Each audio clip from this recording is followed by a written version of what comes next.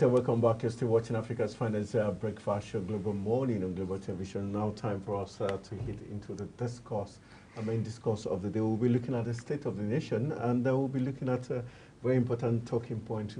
First of all, we'll look at the looting of the NEMA warehouse by FCT residents, and also we'll also be looking at the bill that seeks to halt the Northwest, Southwest, and the South-South from producing presidential candidate in the 2027 presidential election. We'll also be casting a light to the bilateral tie, talking about the President Tinubu's visit to Qatar, the positives we'll be looking at, and also our last talking point as we look at the state of the nation, we'll be looking at the power sector crisis, where the Minister of Power, Adelabu, summons the AEDC and other bodies as regards the very poor power supply across the country, and also the recent unveiling of different mechanisms, alternatives for power supply. One man who has the big task of helping us look at the state of the nation is not other person but a chieftain of the All Progressives Congress, talking about the APC, the ruling party. He is a social development consultant. He is also an entrepreneur. And he's not a person but Rufon Ibrahim Joro, who is amazing, one amazing Nigerian we are so glad to have on set. Good morning, nice to have you joining us on Global Morning.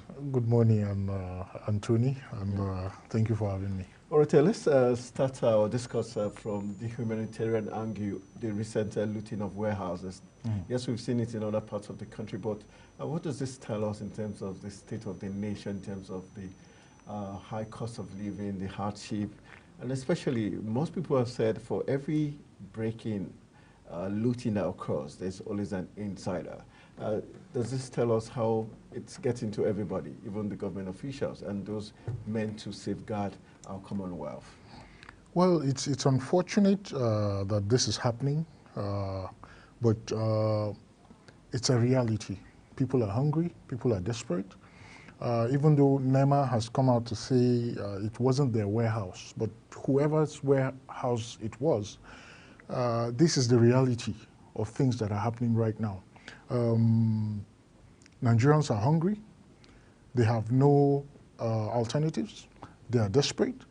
And there's this psyche that everybody moving so much food is taking it to one warehouse belonging to government. It might be, the danger of it is that private people in business will suffer consequences for what is happening.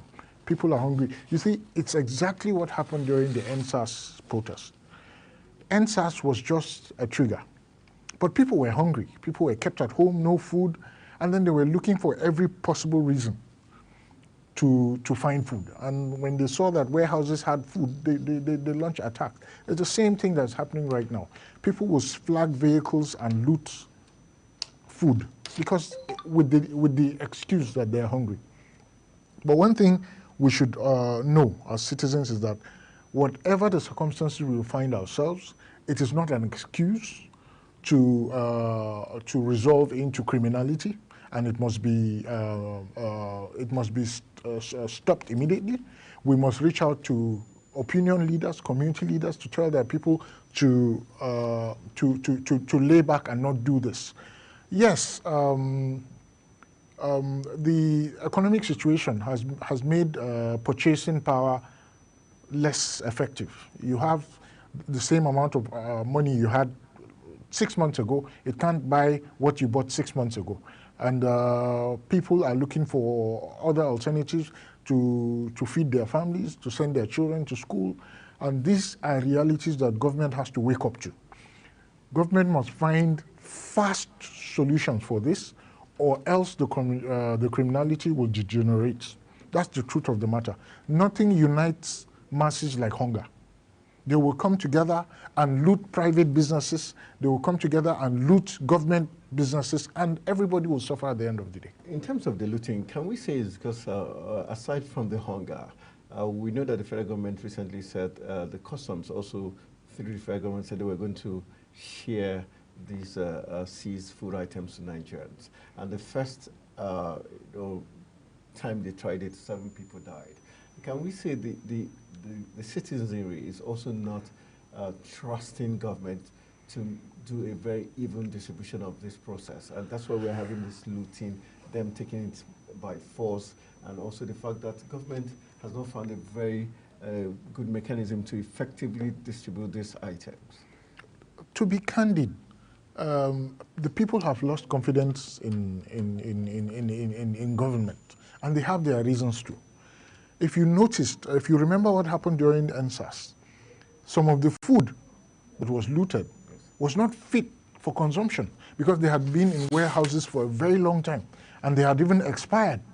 So it's the same thing. People believe that for no just reason, government is keeping food in warehouses and not giving them to eat. So there's no justification for criminality, but people have a lot of distrust for authorities. And for you to be able, look at the case of customs. People were not patient enough and there was a stampede and people died. Now they've stopped distributing. When are they going to resume distribution? You would not know. And then eventually people will just hear that, we're finished distributing these things. So the distrust that people have for government is something that has been engendered for a very long time. It's not going to go away just like that. And especially at the state level. The federal government tries its best, but when it gets to the state level, there's a lot of distrust and mistrust. Look at what happened in Kogi. The governor of Kogi distributed palliatives, but one local government chairman diverted his own palliatives, and he was sacked. Now, what the governor of Kogi did was good because it will send a lot of messages to people in position so that they do not abuse power. So except the government punishes instantly people that are responsible for such lapses, people will continue to live in mistrust. Okay, as a social development person, let's look at the roles of these civil society organizations, the social welfare workers or units of government. Would you say they've not been doing their job? The Humanitarian Affairs Ministry, are these not places where we're supposed to see them? Because recently the government, this morning we had the news that the military and paramilitary were the ones that are going to be charged with distribution of food items. Should that be the role of this organization rather than civil society organizations, social workers and welfare workers? Again, government has a pact with the people. The CSOs are supposed to checkmate government and see that it does what it should do at the right time. Look at the mess that happened in the humanitarian ministry. Where were the CSOs? We've heard of government's intention, good intention, to distribute money and palliatives to the poorest of the poor. Now, who has come back? Which of the CSOs have come back to say, we have interrogated this process and we have found A, B, C, D to be wrong? But instead, you see the CSOs coming to take sides. We are supporting this person because she's doing a good job, or we are supporting that person because he has been doing a good job. And we have not gone down to the people to ask them. Really, till today, I know personally that the 5,000 naira intervention to the poor. Yeah. I knew firsthand people who benefited from this. But I expect CSOs to independently go and verify at the grassroots level to find out if this thing really worked. Now we're introducing it back. The federal government has increased it to 12,000 naira because of the level of hunger. It is, look, intervention at that level is something government must do. But the CSOs must interrogate the process and find out that the right beneficiaries are being given what is due to them. So yes, there's a lot of gap for the CSOs to fill. Okay, let's before we leave this talking point, I know you've got aspirations as an APC chieftain. Let's look at you made mention of the state level where things are not done properly. What's your take as regards how for your party, the APC, how well they've done on the state level, and if given the chance, what you think should be the way forward for state level governance? Well, we as a party know that governance must cascade from the federal, or the states are independent, Yes, but yeah. they must have some level of transparency that the federal government has. You must accept that at the federal level, it is almost impossible to do one policy or the other in secret. Okay. It must also happen at the state level. The state governors must be accountable. Party leaders must be able to challenge government officials on issues of policy. First of all, the government must have a policy. And this policy must be interrogated as often as possible. The states must be transparent. They must be open. What is your budget? What are you really spending the budget as planned? As planned. We should be able to ask a commissioner, how have you implemented? I know that governance is not that easy at the state level because of the overt control that governors have. But if governors are also signed on to the party charter that says transparency, policy development must be a mantra of the party. We must follow our policies to the latter. We must be able to interrogate governors at that level, and they must also not be sensitive to the opposition by answering questions that the oppositions raise. We must not be at loggerheads with the opposition at all the time. At some point, we were at the opposition, and we also challenged the government in power at that time. So we expect the opposition to do the same to us, and we should be able to bring out our answers and show that ABC was what we planned, ABC is what we have implemented, and we have not implemented ABC because of so and so reasons. Interrogation should be a part of the democratic process. And as a party, we must not shy away from it. The president has been, Asiwaju Ahmed Bola Tinubu, has been a very sensitive president in the sense that there are several reasons that people were against, and he went back and changed them. It's not common to have a president who does that, who listens. We must also have this at the level of the state. You must not call everybody an enemy simply because you disagree on certain issues. Even within the party, everybody must not agree on every issue. So if I were in the position of authority, I would give a level playing field and allow people to interrogate any process that we are going through. Democracy is about good governance, it's about openness. You cannot do democracy in secret. It's not possible. All right, since we've gotten there, let's get let's talk about the bilateral ties between Nigeria and Qatar. Recently, we had the president visit Qatar, and now they're saying there's going to be an investment coming back to Nigeria where we're hoping much will be achieved. Before then, we had this back and forth of the media saying Qatar backtracked, but finally agreed to host the forum. For you, how important is this this meeting, this bilateral tie with Qatar, and how can state governments, assuming you're in a position, how can they benefit from such very interesting bilateral ties with oil-rich Qatar? You see, the Middle East, particularly Qatar, the UAE, the Emirati, and those countries have shown more seriousness than any part of the world. That's in support of Nigeria? Why I'm saying this is, Qatar, for instance, is gearing itself to be one of the biggest exporter of green energy by 2030. Despite their oil, they produce more oil than Nigeria. Their population is smaller. They are in a desert, but they are doing things that even Europeans have not done. They are a strategic partner.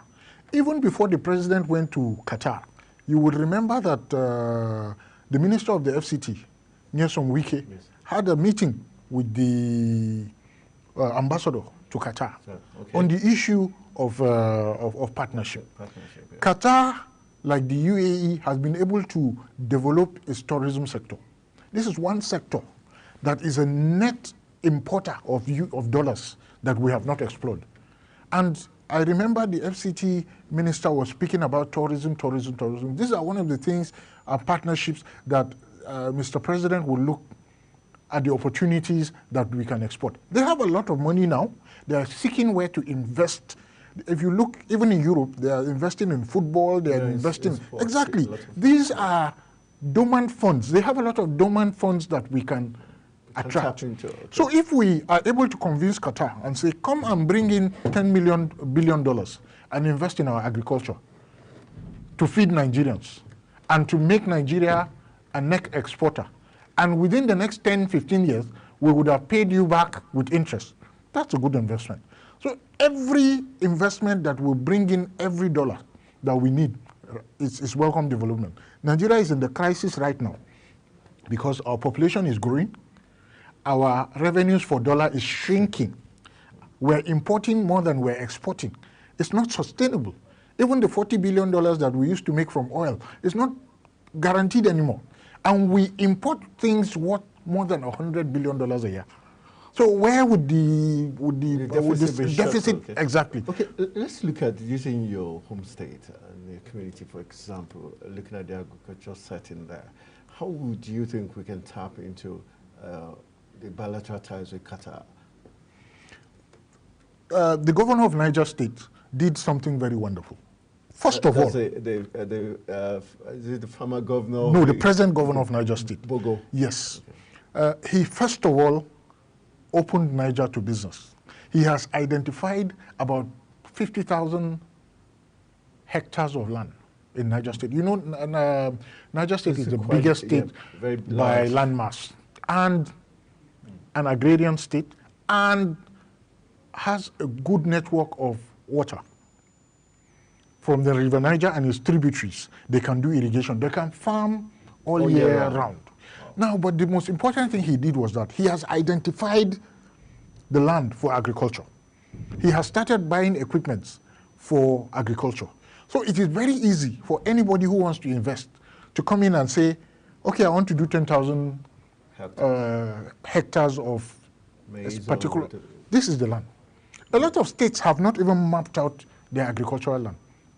A state like Taraba, for instance, a state like Benue, for instance, they are agrarian, they have huge land. Okay. But have they been able to map out this land and put them out there to attract investment? Those are the questions. Mambila Plateau on the Taraba, for instance, produces the only highland tea in Africa. Highland tea in Africa.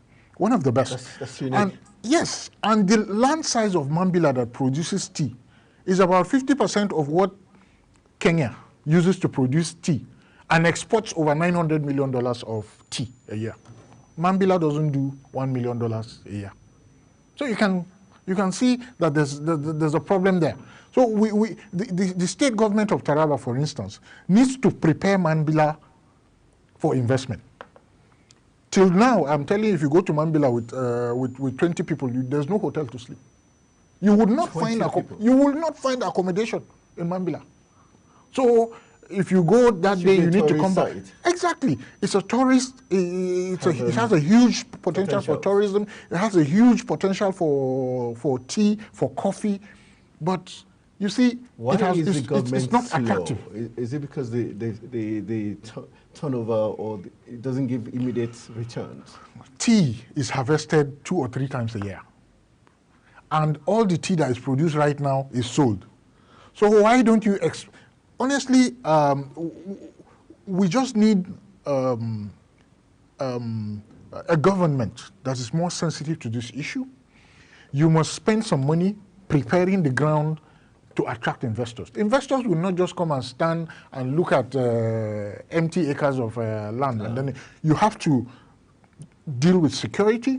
You have to deal with the issue of locals. You have to deal with the issue of access to land. Are they going to buy the land? Are they going to lease it for 20 years? Are they going to, and then you have to even deal with the issue of how they can repatriate their funds because if we come and we sell, we produce all the food and we sell all of it, and you tell us we cannot move some of our money back to our, it's also an issue.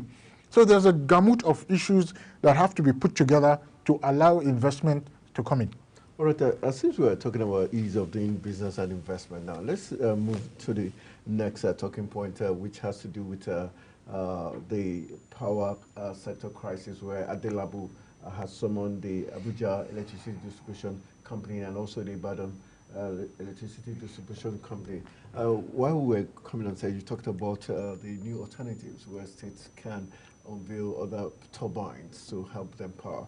For you, how sensitive is power for this, all this investment you've talked about? And would you say the APC ruling government has done enough in terms of taking the power sector out of the woods?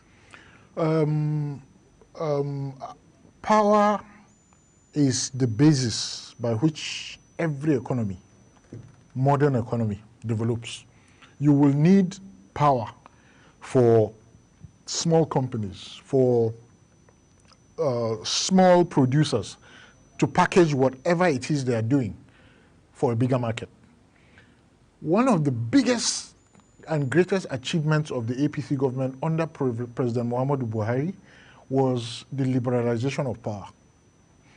He removed power generation from the exclusive list. Now states can generate and distribute power. A classic example is geometric power in Aba that was just commissioned last week. Okay. I learned that part of the plan for that power plant was to energize 9 local governments, not just Aba, including 9 Aba, including 8 other local governments were to be energized by that system. And that was the conflict, that was what caused the conflict with Enugu Disco, which was managing, because geometric power was not just doing generation, but was doing also distribution. So it is a very, it's a technical design that works, especially for industrial areas. Okay. So imagine if industrial areas in Lagos, industrial areas in Aba, in Kano, and other places have guaranteed 24-hour power supply. Our power supply to do their production. Do you know what this means? It would mean that the cost, they have more, their disposable incomes that used to be spent on, or their recurrent expenditure that used to be spent on diesel will now be used to increase raw materials on that. Because as of today, diesel is about 1,400 or more per liter. If you need to spend 10 hours of electricity for a big business, you are talking about hundreds of thousands of naira every day. That is an income that should have gone into wages and raw materials that is going to waste. So there is no magic than to make power available for industries for Nigeria to grow. We will remain stagnant if we keep buying diesel. Imagine all the telecoms companies. Well, a lot of them have switched to solar. But imagine all the base stations running on diesel. You can imagine the cost. And how it will tell on the business. The business will not be sustainable, and it will be very, very expensive to run, and it will be very, very unpredictable, because you don't know what the cost of diesel will be tomorrow. So a lot of businesses have been shut down just simply because they are running on diesel and because there's no alternative source of power. Okay, let's look at the APC in terms of the Minister of Power, Adebayo Adelabu, who recently summoned the Abuja Electricity Distribution Company and that of Ibadan, which covers 10 states. He's saying that the Transmission Company of Nigeria, TCN, has improved its supply, generation of power to 4,000 megawatts, but some discos are not agreeing to, take it up. And do you think this someone, what's your expectation from this someone? And because he's saying deliberately some of these discos are the ones, putting Nigerians in the dark. Well, you see, the same disco published a list of debtors, where the of which was the government, exactly. So how do you reconcile this? Yes, they will reject to take power when they're not sure of being paid. But I know they have their own faults. I know they have their own, because they've not expanded the way they ought to. Distribution companies are the last bus stop for power to get to the people. So they need a lot of new equipment, transformers, cables, and all that, for them to be able to distribute power. But what the Minister of Power needs to do is to sit down and critically examine the power sector, generation, transmission, and distribution, and see where the weakest link remains. And then try to see how we can bridge these gaps. If we do not do that, we would have a lot of issues. Everybody has a fault. We must identify this fault. We must sanction where the defaulters are. When they have no reason to reject power, they should not reject power. But when they do pick up all the power, they should insist and ensure that their bills are being paid, and they do collections at when due. They must encourage discourse to continue with metering, because what estimated billing is almost criminal. It shouldn't happen. It shouldn't be encouraged.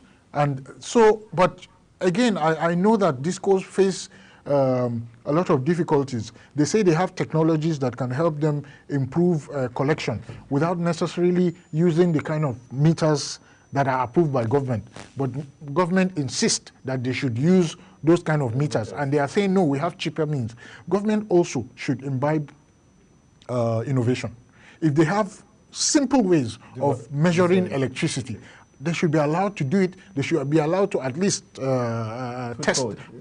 the concept. And if we drive down their cost and improve their revenues, it should be encouraged. Okay, let's, as we end our conversation, let's look at the last talking point, which has to do with the 2027 bill, which seeks to, halt the people from the Northwest and Southwest and South-South from producing presidential candidate come 2027.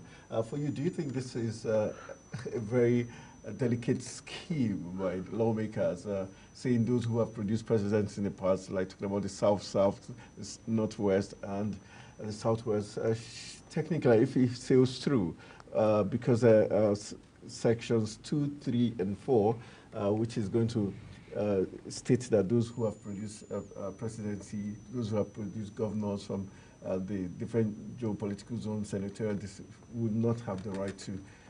Is this a fair deal? And should they be allowed to scale through?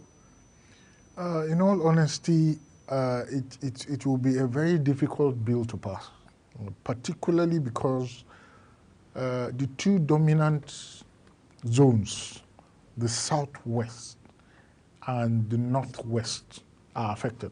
Between them, they have a chunk of the members of the National Assembly, and they will not want to be left out. But on the issue of morality, on the issue of legality, I honestly, personally, I do not buy the idea of rotation, because governance is not really about a turn-by-turn thing.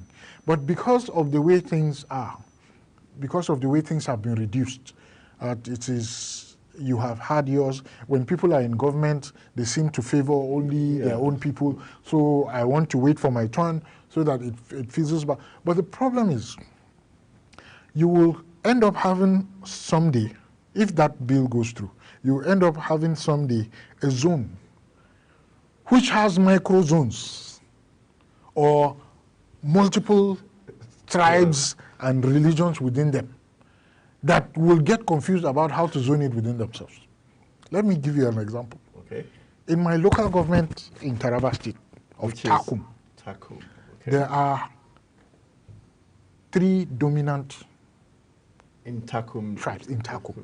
In Taraba State alone, there are more than 100 tribes. In Taraba State? Yes. There's one local government called Karim Lamido that alone has more than 50 tribes. These tribes are quite different. Each distinctively different. They don't hear each other. 50. Yes. And each of them is struggling for representation. How do you microzone such issues? If it's easy to say Southwest, because they are mostly Yoruba, Northwest, mostly Hausa Fulani, but don't forget there are Nupes there. Sure. If you say Northwest, Northeast, so many, Kanuri, Fulani, different tribes in the Northeast. And then you not central. Sure. There's the Tiv, there's the Angas, there's this, there's that. How do you micromanage this thing? That is the danger of trying to zone out all these things. So for me, instead of doing that, we should up the demand of governance and insist that people who govern us have some level of equity and justice and fairness, so that it doesn't matter whether it's a Yoruba man that is president, it doesn't matter whether it's an Ijaw man or a Fulani man. Justice and equity has no bounds. It should be applied to everybody. Everybody should be able to question government when he feels aggrieved. Okay, let's use your party now, the APC, the ruling party. Would you say the APC has shown a good example? Yes, we know that PDP in its years of, leadership probably did not do well in terms of spreading even distribution of people into governance. For the APC, how would you judge the APC? Because currently, a lot of Nigerians have this belief that we could see that relevant agencies are being technically manned by a certain group of people from the Southwest because the president seemed to be from that side of the divide. How would you assess what's called the APC? As a party man, I will not. Show your party under the bus. I shouldn't be seen to be discrediting my president and my party. Yeah. But I would like to say, I know that Nigerians know that President Bola Ahmed Tinubu has a gift for picking leaders. We saw what he did in Lagos. Okay. And Lagos has evolved to be one state that has produced a lot of technocrats, irrespective of where they come from. Yeah. So I believe that with time, the president will balance this. The president will pick the best people for the job, and he would also listen where he thinks he has to make a balance. He would listen, he would try to make that balance. But the most important thing is to get the right people for the right job. Okay, still talking about the bill as we wrap it up. If the bill goes through, do you think it's more of the positive or negative? And especially, let's dwell on people like, for example, the people of the Southeast who have never had the opportunity to rule the country. How do you think this is going to, what's going to mean for people of the Southeast? And even the bill, let's assume it doesn't even say through. What can be done to satisfy the yearnings of the Southeast? Well, you see, in all honesty, I feel for the people of the Southeast, and I do understand their concerns. And I have a lot of friends from there, but my argument has always been that we cannot select a president on the basis of his tribe. You cannot campaign on the basis of a tribe or maybe a zone. But we've seen that play out over the years in Nigeria, based on tribe, based on religion, like we saw the Muslim ticket of the current government. I wouldn't agree because President Tinubu, even though he said Omiloko, it's my turn, he did not say it's the turn of the Yoruba. He did not say it's the turn of the Southwest. He was coming on his own credentials and arguing on his own credentials. Nobody said, no, we should vote Asiwaju Ahmed Bola Tinubu because he's a Yoruba man.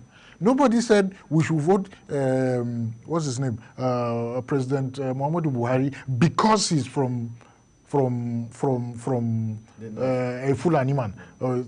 At the time he ran, they ran together with Atiku Abubakar. So why did the people decide to choose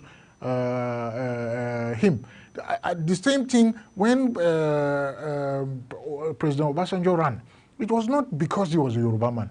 So I do not believe that the Southeast should say because they are from the Southeast, it should be their turn.